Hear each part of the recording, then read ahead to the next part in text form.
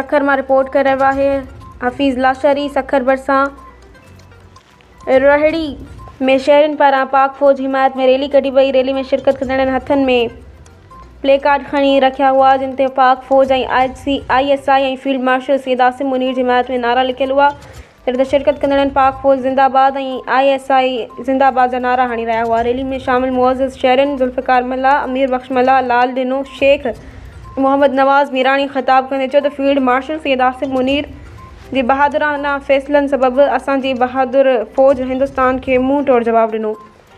हिननि चयो त इन खां पोइ हिंदुस्तान पंहिंजे नापाक इरादनि जी तकमील लाइ अफ़गानिस्तान सां गॾिजी बेगुनाह शहरनि के निशानो बणायो, जंहिंजो असांजी फ़ौज भरपूर जवाब दिनो।